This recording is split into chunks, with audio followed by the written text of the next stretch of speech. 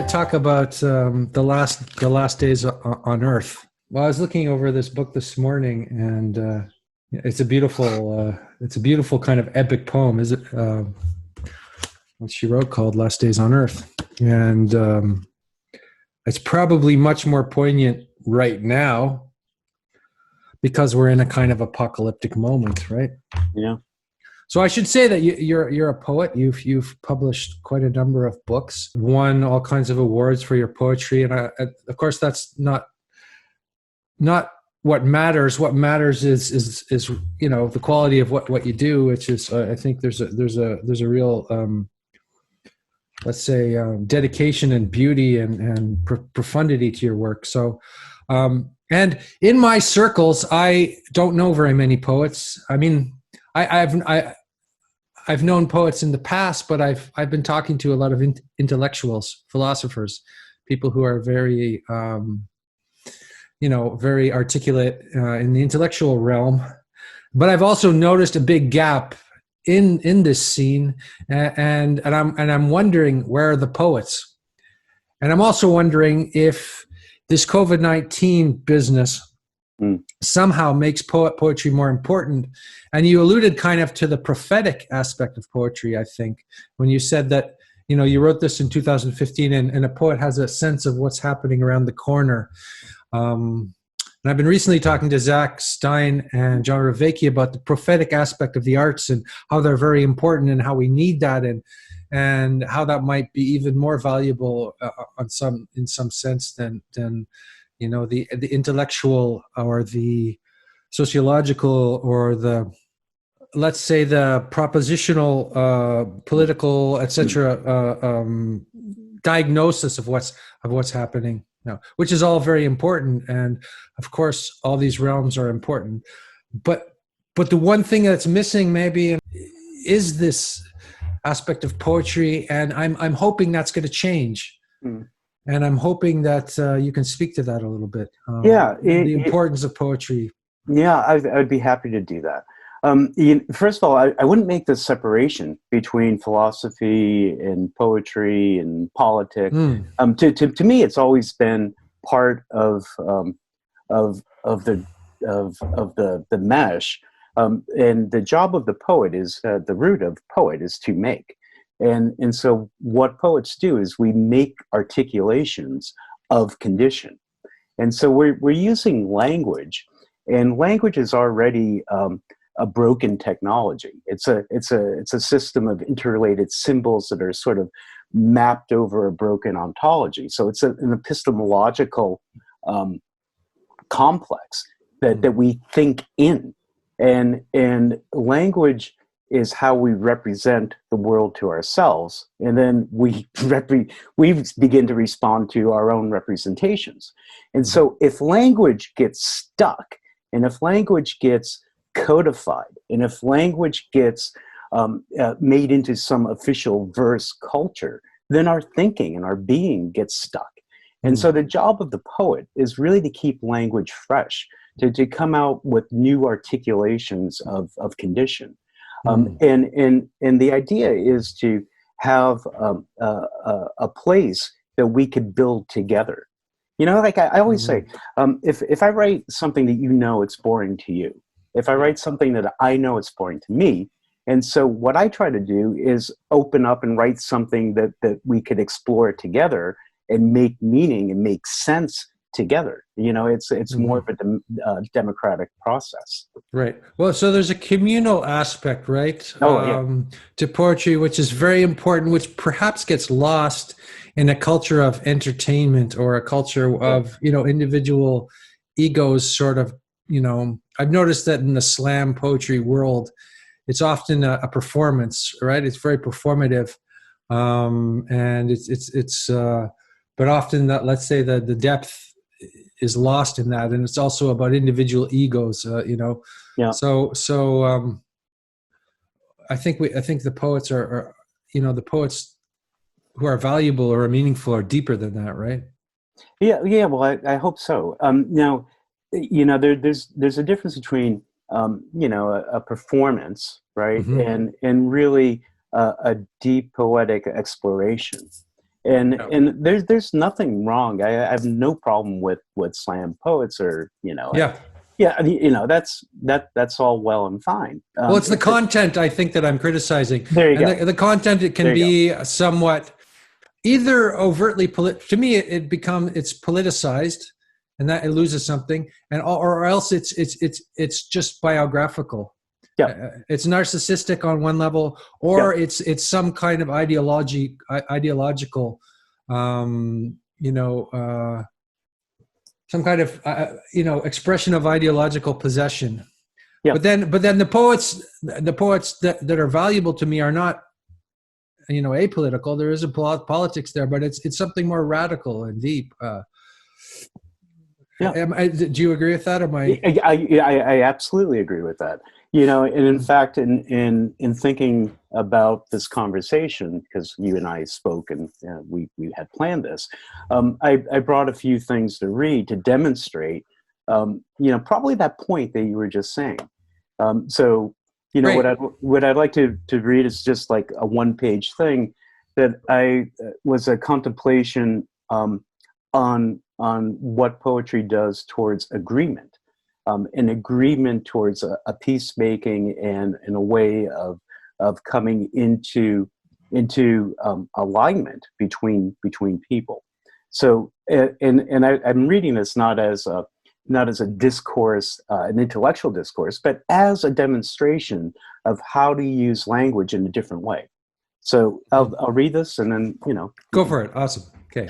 All right. So poetry, or language, is the playground we're invited to explore, to prod the open space and poke into difficult corners, a hide and seek where I see you and meet me. We romp, stomp, roll through minor sandbox-like disputes. It's my shovel, it's my pail, and stumble headlong into resolutions. Whose will is imposed? Whose questions are posed? Who has the poise to resist, insist, and rest composed? But what is agreement, other than the problem of other minds? Never mind. Is it only trust in that meeting that the other understands, stands on the same ground, resound in the echoing of idea to idea? Is it in the text or the context? And how do we prevent that from becoming conflict? A flick of a glimmer of a light at the outskirts of darkened halls or hallowed meanings? To interpret or interrupt? What rupture is permanent? What rapture is persistent? Who brings the ball and who gets to dance? What singing is the slinging of words into space, the matter of our time? Is it a sign or symbol, an empty cipher or splendid symphony? What reference remains without referee? Was it in or out, in front of or behind the line? It's your call or fall or failure, forgotten in the instant of instant reply. All for one and one for all out efforts to budge this impossible distance into something other than the in-between of yes and no. What of you erases me? What race is run? What is won? What is affected? Or is it broader? The borders that seem to divide, can they not only cleave into two, but two frame an inside where no one is left out? Words in the air or flares, cannons or treaties, words attempt to paper the resolution understood beyond the temptation of further thought, assuaging the difference over which all is fought.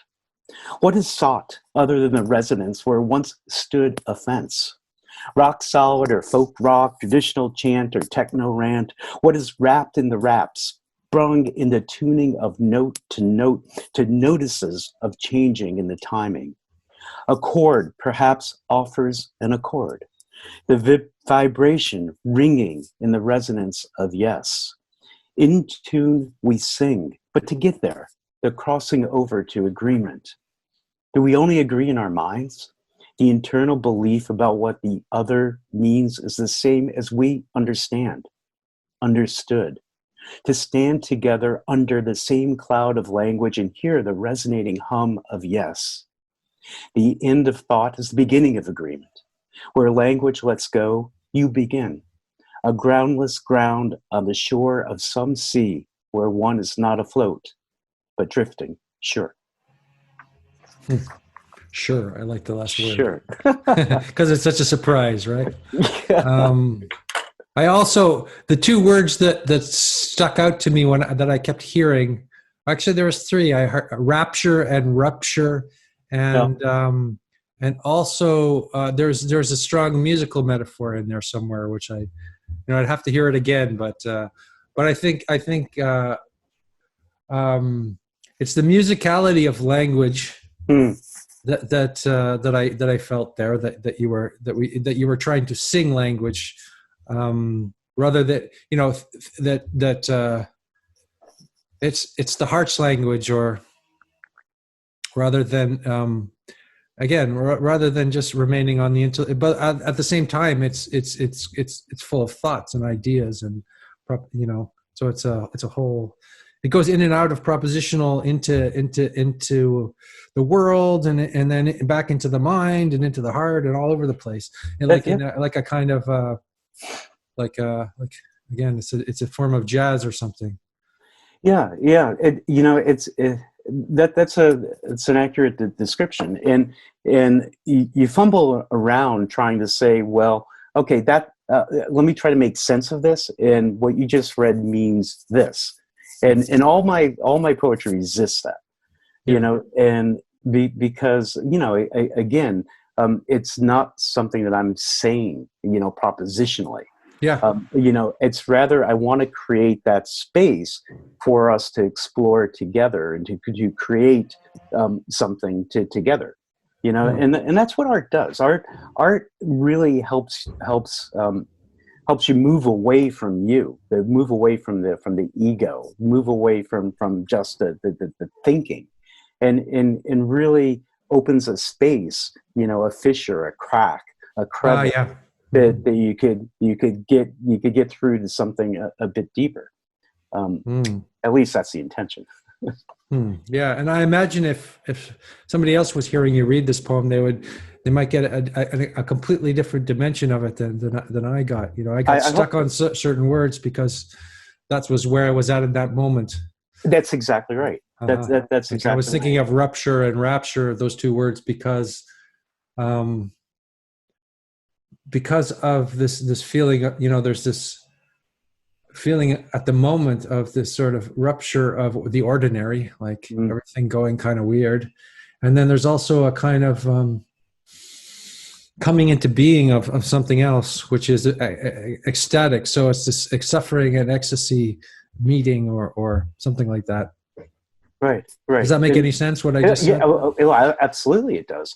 And the poetry that I try to produce either helps a reader get to that space or process through that space, but allows a field, a field of the play in to explore, and it's not saying that what I do is wide open.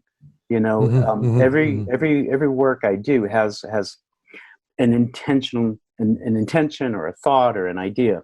The way I like to describe it is like, if we're playing in the playground, and you could imagine, I have kids, and when the kids go to the playground, they all do different things. Yeah. Right. And so their experience of the playground is going to be totally different from one another. However, they all could agree that they were in the same playground.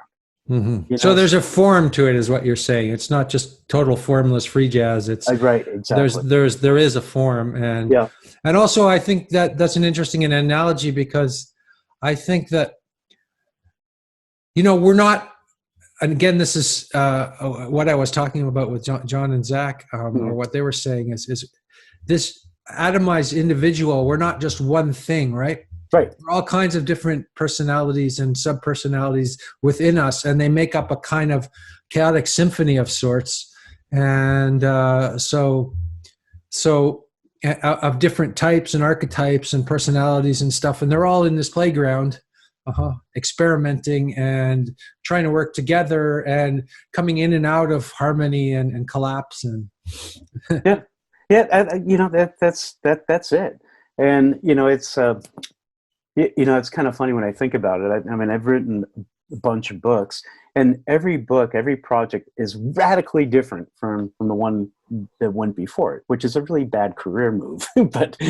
But I mean, that's how the poetry It's a appears. bad career move because people want you to be a certain thing. That's exactly right. Uh-huh. You know, And when you disappoint them, they it reminds me of Bob Dylan a little bit. If like, that's Bob right. Dylan, he was Yeah, always changing, and people were always reacting to that, and in a negative way every time he changed something about himself. But he was always sort of a step ahead uh, yeah, of the time. He was always just a little bit ahead of the time. yeah, yeah. Uh-huh. Yeah, and but it's that exploration, and it's that allowing to come through what that time is just becoming. Hmm. You know, so like every time I write a book, I learn from it. You know, if it's not teaching me something, then I'm probably on the wrong Hmm. track. Hmm. You Yeah, I know, understand that. Yeah, so that's right. Yeah, because if you know where you're going when you're writing a poem, it's not going to be a poem. no, It's just going to be a regurgitation of what you already know. So the poem has to be breaking into new ground for yourself. You have to be hearing something ahead of you, right? well, exactly. Again, you're hearing your divine double Well, speak to you that's a from good the way of thinking. future. Yeah. That is exactly it. You know, when you're writing a poem or you're creating any part of any sort of art, it's already there, right? So it's like we were talking about time before. Time doesn't really exist. I mean, it's the perception of duration and a certain your relation to where you are at that moment. Hmm. And when you're doing a creative project, like when I'm working on a book, I'm just well, the beginning of that project is always just waiting. Okay, so I just wait until I sense something, Hmm. and then it's about following it through. Hmm. So I'll get to a Hmm. place where I'll hear. Usually, it's a vibration or a sound. So musicality is extremely important. It doesn't start in language. If it starts in language, I know I'm thinking about something, and I'd rather write an essay or do philosophy. It's not that. So where does it start in a feeling of uh, discomfort or ecstasy or what? Where does the feel? What is the feeling? Where does a poem start? Where does this place? Yeah, it starts in a feeling, Uh-huh. and it's just that. Okay. It's an embodied sensing, and it's not. It has no qualities that I could ascribe to it. I can't say it's going to be happy or sad or joyful or Hmm. any of that, but it's a feeling. It's almost Hmm. like a whole vibration, and then some words will come, and then I'll sense into that, and it's like, oh, okay, and it's always out there, just ahead, and I try to follow it the best I can. And what's really funny in that process is because you're collapsing time, and you also sense when you have it right, you know, Yeah. and So it's an art of really feeling your way through. yeah, Um, uh, you know, if it feels wrong, it's probably dead weight, or it's probably not essential, or it's probably. Mhm. yeah, yeah, and it's the process is really about attuning into that, and like all my books, I don't edit. I just I was going to ask you about that actually. I was going to ask you about that. So you don't edit at all. no, because I So wait. you work like Jack Kerouac, kind of just like you let it all go out, or Well, there must be some preparation or some. well, the preparation is really sitting and being with that thing that wants to be expressed, Uh-huh. and then really doing a practice to get into a space where you're ready to receive, if you will. And so and it's oftentimes nothing comes out. With Kerouac and those guys who are doing stream of conscious, whatever, it all comes out, and then there's an editing or not. For me, it's about waiting. It's about, pulling the hand back. It's like, no, that's not it. That's not it. And then when I sense that it's right, it just comes out. And that But made so me just if like, you're saying that's not it, aren't you editing a little bit in your mind? I'm trying to get to this idea of not editing, because it's exactly the opposite of how I work. I just go over stuff over and over again until I get to something essential. I mean, and I write songs, right? So a song has to be a bullet. It has to have it has to be a complete thing. If there's whereas I think a poem, you have much more room and space to explore. You have a larger space to explore perhaps than a song, where you have to you fit yourself into some kind of form. And I find the form kind of freeing, or I kind of find the limitations freeing. And I find that perhaps I don't trust myself enough to not edit. But yeah, but you're bringing up a really interesting point. And this is what I spoke a little bit about at the conference you and I were at, where we met in Kyiv back in September. And there is a meta move that happens in that process. And the meta move is that you see yourself writing, so there's a perspective that has the sense. And when I say see, that's probably too strong. But there's an awareness of what you're doing. And so that you're right, the editing happens in that meta level. And that's where I'm saying no, that's where I could pull it back if I see that, or if I sense that it's not following the trajectory of the future thing that wants to come in. So there's a dialogue that goes on before the poem comes into being. So there's a dialogical process, perhaps. We could look at it that way, right? Because I felt like when you were reading the poem to me, actually, I felt like that you were going through a dialogue with yourself, with different aspects of yourself. Yeah, well, for that, it was specifically around agreement. So that the concept was agreement. And how do we agree? I.e., in conflict, or prevent conflict, and what is the language's role in that? And and the dialogue is also part of the problem, because it's two, and I'm not interested in two. I'm interested in three. The two is really the epistemological roots of the technology of language. Okay, well, three is interesting, because three is like, there's the dialogue between you and whatever element you're dialoguing against, and then there's a third thing, a third element, right?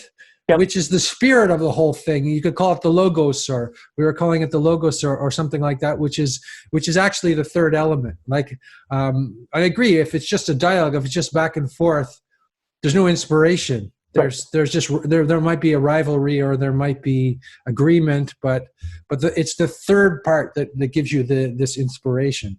Right. And it comes back to just our own psychology or makeup. Is language begins when you could say I, right? And at that point you have separation. And so I is distinct from the not I. So you're into that duality. Yeah. And that is the problem. And you need the thou, the I, and that's the third element. Like, I'm thinking of Buber's formulation. He says there's the I and the it. Yeah. But then there's the space in between, which is the thou. Yeah. Or for me, it's more Buddhist, I think. And it's the non-dualistic dualism that makes the third for me. So so it is the I and the not I that become held in a non-dualistic dualism. They exist, but you don't see them apart from one another. A non-dualistic dualism. Yeah, it's not a negation, right? It's not a negation nor a fusion. It is holding the it's the ability to live in the paradox, okay, of the not knowing, that space of not knowing. Yeah. You know, and this is where it gets really difficult to articulate something using language that has the goal to articulate something that's beyond language. And you know, that's poetry, you know, and that's music, and that's art. That it takes you to a different space. So you were objecting to the thou in the sense because it's too much of a, let's say, theistic concept or something like that. No, it's the separation that I have a problem with. Yeah, the dualism that forms the epistemology. I mean, if we're thinking in language, and language is based is a technology of.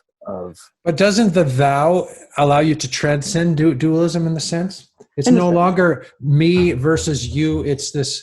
It's the relationship, like our friend Nora Bateson speaks about a lot. Yeah, the relationship of everything to everything else. You know, it's the complexity. Nora would say, you know, in the ecosystems, the complex ecosystems in relation to each other in a mutual learning, and say that's Nora's main point is that that the complexities are always continuing to learn, and they're adjusting in relation to everything that goes on, and in poetry, I you know, that is like the piece I read, which is sort of a poetic essay, is really an attempt of creating a complex ecosystem of thought. Of thought, of feeling, of musicality, of breaking through that separation so that you could enter in and be in relationship to it. That makes me think that there's a hospitality that is necessary. You have to invite people into a space which is hospitable in some sense. Yep. But also challenging and which makes you grow and learn. Yeah. Well, you know, to me, it's about the democracy of the page, you know, and it's about participation. And this is, you know, I often get labeled as experimental, and there's a whole group of us got from the 70s, 80s, 90s, and still continuing, who are essentially left out or were really resisted by, you know, what we'll call official verse culture. There's a mechanism that you don't want this kind of disruptive thought poetry in the world or in the academy, because there, you know, it's controlled. It's controlled by the academy, by the publishers, and so a lot of us had to go, you know. So it's kind of a blue church of poetry. Exactly. So to speak, yeah. Exactly. You know, so conservative. Right. And there's you know, there's a more or less a suppression, or, you know, a trying to keep out, you know, this sort of thinking, because it's very disruptive. You know, it's because if I can't tell you, or if you can't say what a poem means, or have some status because you understand what the poem means and somebody else doesn't, this is why, you know, when people hear poetry, they go cold, because they've been trained that poetry has this secret message, and only very smart and bright, well-educated people might get it. You see. And then what we're saying is, no. I mean, you know, we have a strong theoretical base, and that we operate from. But the poetry, as you said, is an inviting place. It's a place for us to build community, come together. Great. Okay, can you read another poem, Joe? Okay. Well, I will read a poem. So there's a little bit different than the poetic essay. And Yeah. I still think that was a poem, but Well, I appreciate that. I like to think everything I write is a poem. All right. Exit wound. There is nothing left to build, but only to tear down desire and repeat it. If a crane could, the rope would not be enough, such as pictures frozen by the frame they're part of. A world at the outside of need. An earnest act of necessity could not make it pretty, and so the sea still swells its calling, and who to dive, run, skip the imagery of wonder. The branches turn to fruit at the outskirts of lasting and leaves us here. The thought has been thought out. Planes fly, lights on, wheels extended to the approaching, and it's always been. Not to use the last of the tower is quite a task. The desk man waits behind his counter of redemption. Will a breeze come? It can't be built, but descriptions are all around. Go grab hold the hammer, ground into sand.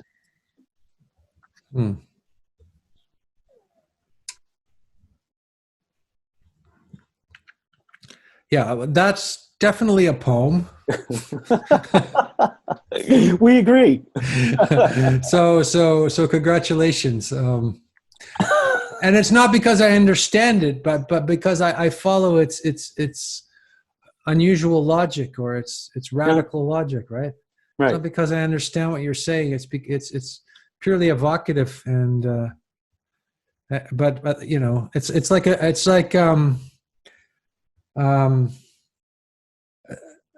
dream or something, or it's not quite right. Anyway, I don't really know what to say. Like it's hard to say to say something after hearing a poem. Well, what do I say? I would hope so. I would hope so. You know, the poem. Here's my impression of it, and it's yours is equally valid. You know, just because I put it on paper doesn't mean I own it. You know, so I was thinking of the exit wound. You know, so how Exit do we get, wound is the name of it. So, and that always comes last. Is how what is the price of getting through? What's the price of exiting thought? You know, how do we do that? You know, and there's a line. You know, the thought has been thought out. You know, because you could. Oh, that line struck me too. Yeah, the thought has been thought out. Yeah, and it's been all around, right? You know, it's like everybody. You know. At the end of philosophy, at the end of science, at the end of any deep dive on any particular topic, you're going to come to this place where you can't think it through anymore, and that's because there's a different type of knowing there, and that knowing is very resistant to articulation. And poetry's job is to try to articulate that, you know. What can't be articulated. Exactly. There's a paradox always at the heart of it. Yeah, well, there is the paradox, and you know, it's like Keats said, right? You know, there's the ability of a poet to have the negative capability to exist and be comfortable in the not knowing, in the unknown. And that's very frustrating for a lot of people, and especially in Western culture, you know, where we've just been reductionist and scientific, and you know, we divide something and study it and have an understanding of it, and then you know, and it's brought us a great deal. It's brought us everything we see around us, but at a cost. And the cost is the environment and our relationship to one another, right? And so the cost is the poetic aspect of our relationship, perhaps, or at least the rich aspect of our relationship, as opposed to the, let's say, utilitarian or instrumental aspect of our relationship. So we see things in. We always see things as I was thinking about Heidegger. He says standing reserves, or as resources for us, or as and then we miss the whole richness of the in between, of the liminal, of the ever present creativity, which is just happening. Right, right, and you know, it's moving from a transactional based relation to a true relation, right? So we don't want transaction, we want the relation, and to be in a relationship one to another is difficult. You know, it's because as you said before, the individual holds multitudes. Yeah. And to stay in relationship, an individual is a very complex ecosystem, and for two of us to come into relation is always a challenge, you know. So it gets really easy, you know, to have a transaction. It's like, okay, I'm going to pay you to wash my car, you know. It's like, yeah, you know, and that's or you know, you put Joe into this category, Joe the poet. So I know what to expect from Joe because he's a poet, right? Whereas somebody else, I know what to expect from them because, yeah. So, you know, that's part of the you know, my project. I hate using that sort of language, but it's been the thing that I've been interested in since forever. Is, you know, well, I started out in science. I was going to be a doctor, so I was really into hardcore sciences. And you know, around the time of university, I realized that the end point of science is going to be to disprove itself, because the premise is all wrong.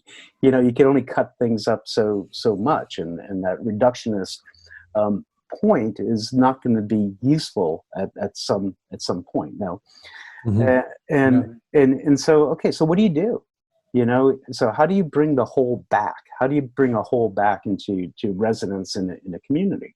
And that's the project. So I started reading series, started group projects. You know, just get into a conversation with artists, other poets, you know, people who are thinking like this. And you know, so we invented, just out of necessity, a way of being together, without using, you know, traditional, you know, money and whatnot.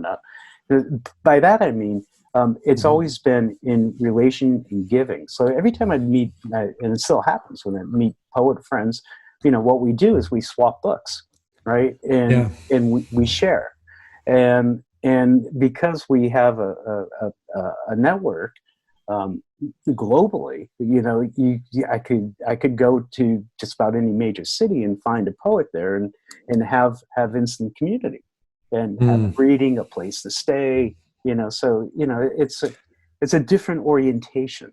Do you think artists, poets, etc., are a vulnerable community right now? Well, yes and no, right? That's a hard one. Vulnerable, yeah, certainly, because we always are, you know, because we don't fall into that traditional. You know, and because we put our energy into this creative act, which entails a sacrifice of often material comforts or job status or whatever it might be. Well, that's it. You know, it's vulnerable only from the sense of societal expectations and a means of making a living. Now it's also very resilient, because at this moment, you know, it's hard to say, but this really isn't, being on lockdown isn't really that much different than my normal day to day, you know, and that's always been about, you know, trying to do the creative, and going in and doing the deep introspection and all that a lot of people at this moment are having, I would imagine, a very difficult time with. People are freaking out perhaps because they've been living in a transactional world. Yep. And they're not getting the feedback they're used to.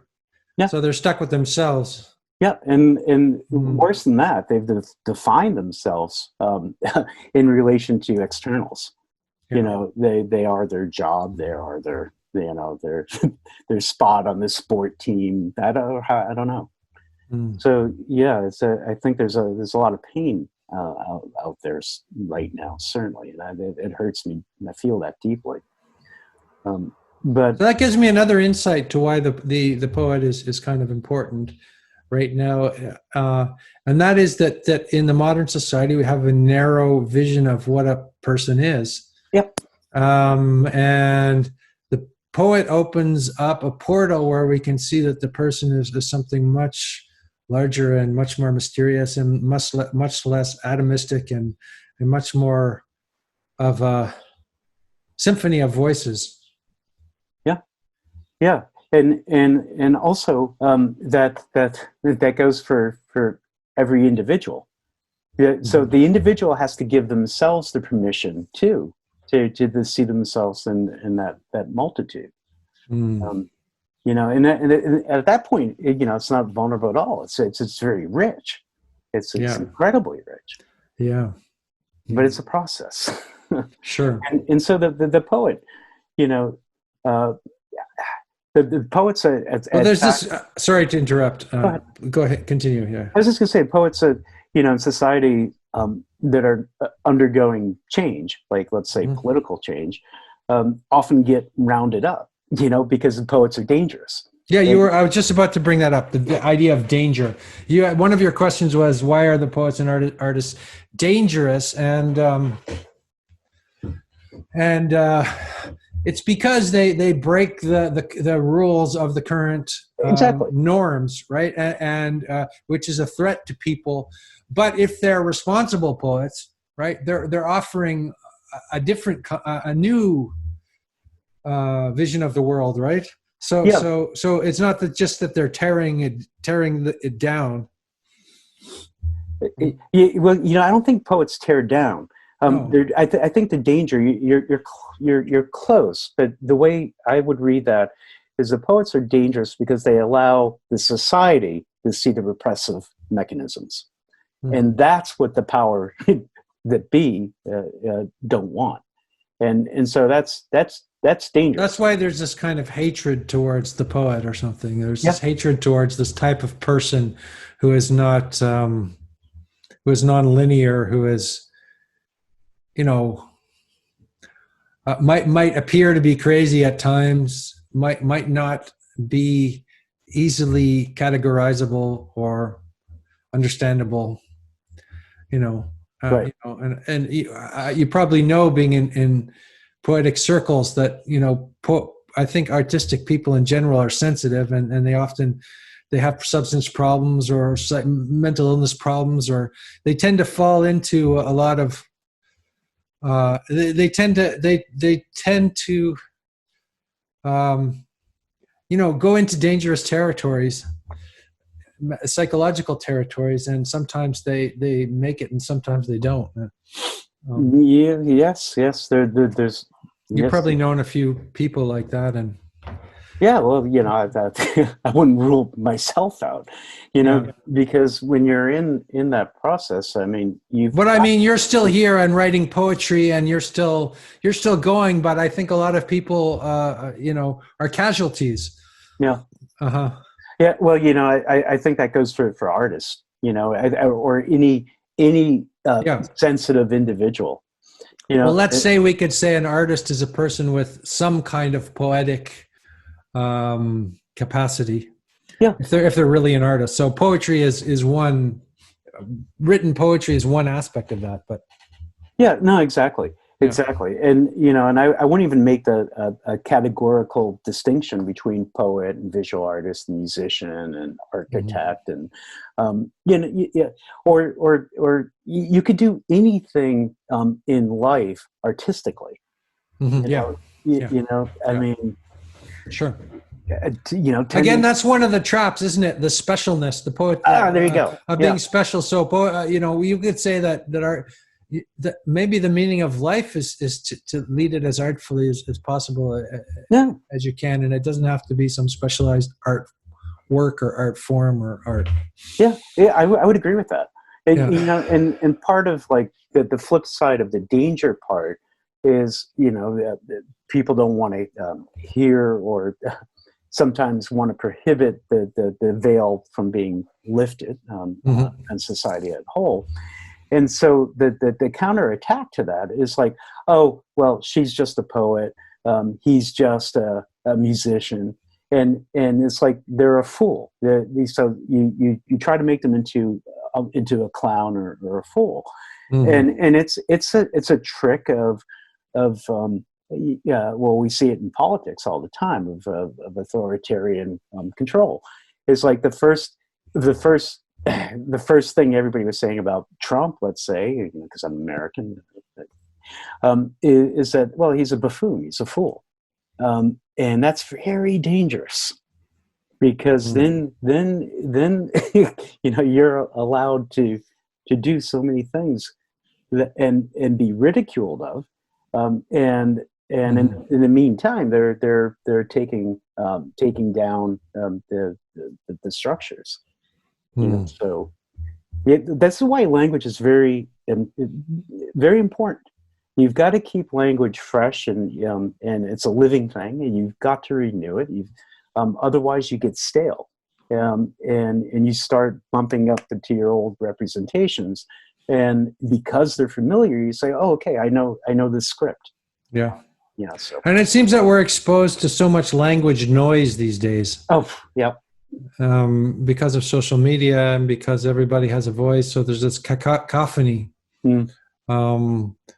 So I would say the people who have real poetic aptitude or whatever, the artists, really need to go into nature or go into meditation or go offline and, get out of the endless noise, the endless attack of noise, and you have to learn to listen, don't you?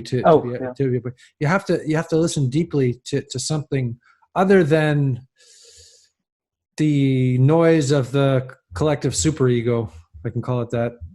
Yeah. Or the whatever, I just you go on Facebook sometimes and you're like, Jesus Christ, it's like this, it's everybody's subhuman gossip just being demonstrated. And anyway. Yeah, no, I agree. I find language is absolutely exhausting to me. Language exhausts me. I don't. I'm happy not to speak most of the day. So this is rare to have a conversation like this. Because it is taxing, and it's also to try to talk about something that resists the articulation is it reaches a limit, and you could only surpass that or show it by going into the art itself. And I social media, yeah, absolutely, it's toxic. Everybody knows that. And so I try to use like Facebook, like right now during this crisis time. I'm just putting up like a poem thought. It's not a poem. It's not a thought. It's like just something that's coming through and sharing it. And again, the idea there is just to build community. Yeah. And to have something to where people could just slow down and breathe for a moment. Yeah. But do you ever feel like you're throwing your pearls to swine in a sense, like there's these companies that are making money off of people's emotions and feelings and Yeah. I'm absolutely not naive, about media companies, Facebook or any of social media. It's really it's cannibalism. That's a good word for it. Yeah, that's really what they're doing. It's consuming consciousness. Exactly. Yeah, it's consuming other people's consciousness. It's like the ultimate zombie or something, right? Zombies eat brains. They consume consciousness. Right. Right. So I'm well aware of that. And at the same time, there's an altruistic, compassionate act of like just giving somebody who falls on something that I wrote, a place of respite, of Mm. quietude, of reflection, of like, okay, no, not everybody is like spouting Yeah. off against Yeah. whatever. So the poem is an oasis of some sort in I a would hope. desert in a digital desert, so in some way. Mm. Yeah, I hope so. And in Yeah. music, in painting, Yeah. All all that. the arts, right? We something that brings an individual back to the recognition of their own humanity and the interconnection and the interbeing of all of us. Um, that is important now more than ever, Hmm. because as we go through this crisis, it's cliche to say we all get through it together, or none of us do. But but it's true nonetheless. You Hmm. know, and anyway, regardless of that, the bigger context, it's about how do you want to live your life. I mean, Hmm. you want. I don't know. I don't want to say you a plural, but I want to live my life in a true relation, um, in a relationship with others and all being. It's why would you want to live in the separation? Mm. I never understood that. What about well, I kind of want to, it's interesting you were saying that we want to get back Ah, to something like yeah. perhaps a more sane community based society, um, with genuine relationships rather than transactional ones, etc. And then we also talked about the prophetic Mm, aspect of poetry, about seeing what's happening in the future. Um, and I've been thinking a lot about that. What is the prophetic? And the mm. more I think about it, the more I think that you know strong poetry has a prophetic aspect to it. Would you agree with that?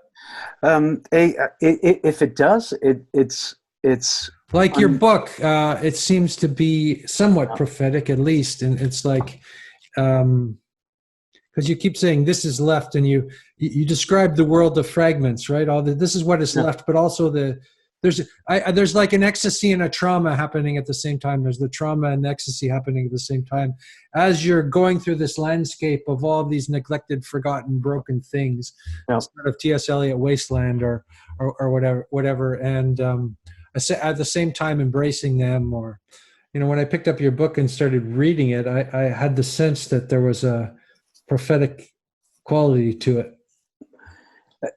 Yeah, perhaps. But Um, you wouldn't want to perhaps own that or yeah, what I would say is I didn't know it at the moment. I sensed into it. This is 2015. yeah. So I sensed that something was coming. Now, since that book, I've done two others. So like, is that good? Is that predictive of time coming? I don't know. We'll see. Hmm. But I do I think don't know if I mean that predicting in terms of okay, prophetic. I think that's too much of a reductive idea of what I mean by prophetic. okay, Uh-huh. that's fair. Yeah, Uh-huh. prophetic. There's also this sense of prophecy in that, and to me, prophecy lands on intentionality, and if to the extent that we're going to create a future, we have to have some vision or intentionality of something to come that we live into that Hmm. we Hmm. build. Yeah. So in that sense, yes, I would own the prophecy, because that part is always aspirational. It's like, okay, there's this current, and we could do But the prophetic is also coming to terms with the grief Yes. and the tragedy of this moment. Yes. So we have to do this first Yes. before we get to what Zach calls the post-tragic, Right. or the next world, or the world that we're leaning into or imagining or dreaming of. Or Right. Right. that makes sense. Oh, certainly, and and it's really frustrating when I hear people saying, "Well, this moment is I'm very grateful for, and it's going to bring us to our senses, and Oh everything's yeah, going it's to be." gross. Huh? Yeah, because it's a denial of the grieving process, a very deep grieving process that uh, has to be experienced. I mean, you cannot sugarcoat that at all. I mean, probably the best thing everybody could do is to go deeply into that and sit with that.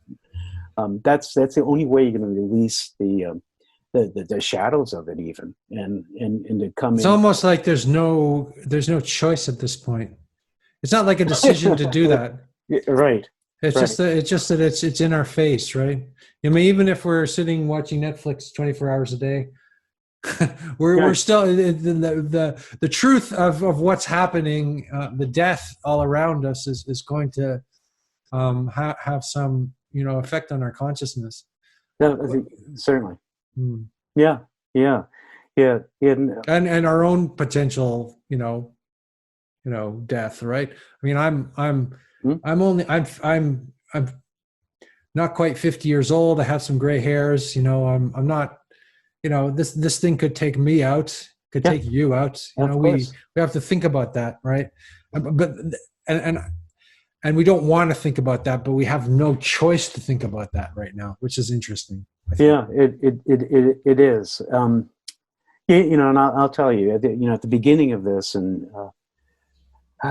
like in January, way before the lockdown, I have friends in China, so I saw I saw what was coming, and also from my scientific background, I knew the severity that was likely to hit, and at the point of lockdown here in France, mid-March, is the realization that my parents are in their 80s. It's like I may never see them again, and that's very real. And I allowed myself to process that, really sat with that as a very real possibility, and through that process to extend it out to all of humanity, that we're all going through this. So not in a heroic sense. It's like, oh, okay, well, he's great, good for him. No, it's that you located personally, and I think that the artistic sensibility is to feel into what's going on as at a species level, yeah, if you will. Again, and that's another reason why maybe poetry is important right now, because we are confronted with our own mortality. Yeah. And what do we want to hear on our deathbed, or we don't care about our our job, or as much, or our role, or what we're trying to achieve, or that kind of thing. We need the essentials, right? Mm-hmm. And a poetry is sort of aiming towards the essentials, I think. Yeah, it's and also the play. It's just the richness of life that we contemplate much more deeply when we're faced with the possibility of death, right? Yeah, certainly. I mean, an existential crisis brings it really close, and this brings it home to everyone, because it's like you said, yeah, it could be literally brings it home, right? Yeah, it could be me, it could be you, and that sense of the immediacy brings people to a different sort of sense. Yeah, it's not like climate, the climate crisis. That's it's hard for somebody to experience that unless you're a farmer or in an island nation where you see it. Most people it doesn't affect, and so it's hard to get traction. Yeah, interesting. But this thing is much more immediate on an existential level than any one of these other sort of hypothetical threats, or not hypothetical, even if they're real. They don't. The reason we don't change, our habits to fix the climate is because we don't really feel that it's a reality on a somatic level. Like there's no existential threat there. Right now. Right it's now. Always, but now here we have an existential threat that's happening right now on some level. Even if that existential threat is already there, I mean, people die and there's tragedy happening all the time. It's not like, there's a bit more of it happening right now, but do you know what I mean? Yeah. And it also impacts everybody. I mean, well, you and I we live 15 minutes apart, but here we are. Here we are talking on Skype. Mm-hmm. Yeah, so we can't do this in person. We can't do this in person, but we can send our trumpet out into, or our we can trumpet it out into the internet ether and see where it lands and who it lands on, Well, hopefully we're not adding to the noise. I don't think so. Well, I think the long form discussion, if people have made it to this point in the conversation, and if there's that kind of engagement, either people won't listen because they don't have the attention span, or if they go this far, then if they've gotten to this far in the conversation, then they're probably part of the conversation, and the conversation is expanding, and it's a deep conversation, and it's a long form conversation. Like it's like reading a book, or as opposed to just watching a soundbite. Yeah, well, that's it. It's like that's why I do this. I mean, well, thank you for doing this. Is the series and the conversations you're having are very, very important. And, they save my sanity a lot. You and in our little network of podcasters, it's very, very important, and it's also an important work. It's well, I hope it, as you say, I hope it is genuinely community building on some level. I think it is. I think it's very. I think it's really generative. And at this stage, it's generative in the sense that these different sorts of conversations are going out. And the community is going to coalesce around bits and pieces of this. I don't know how we all come back together again and what we're going to do, but certainly we know that we're not alone, and that there's people that we respect that are giving some deep thought and working on the situation that we find ourselves in. And this goes from pre-coronavirus, right? Pre-COVID time. Mm-hmm. I mean, it's really important. It's like it does, but this COVID thing is an intensification and a deepening, and yes. it just really feels that way at the moment. It's an accelerator. It's really accelerating whatever's happening, positive, negative. Yeah. You don't have to even have a judgment on it, but it's this deepening and acceleration of our present individual, or present, self. I don't want to use the word self, but our present, local situation, but also magnified in the world situation. Yeah, I think that's right. And it's like when I write a book, right? A book gets published, right? I write it, and I think there it is. And suddenly a publisher takes it, and there it goes, and then it's out in the world. I have no idea where it's landing, if it's touching anybody, or if it's landing nowhere. I don't know. But what I do know, that it's taking part of the sphere of poetry, so it's contributing. Mhm. And and maybe the future is going to look like something where we can connect at the community level. We have to rebuild in a smaller units and more more earth friendly, resilient, sustainable ways. And at the same time, we're like you say, we are going to connect like this. Yeah. So I think it's both And the local and the global. and what I've noticed in this conversation is that it's sort of blending into other conversations that I've had. Like there's a unity forming Mm, in all of these conversations. So it's not just me talking to you. It's we're speaking, and then I'm bringing in the other conversations that I've been having with people, and so the conversation is becoming larger and more, and it's taking not an absolute form, but it's taking some kind of let's say, I think it's taking this kind of a form of some sort, not a fixed form, but a moving form.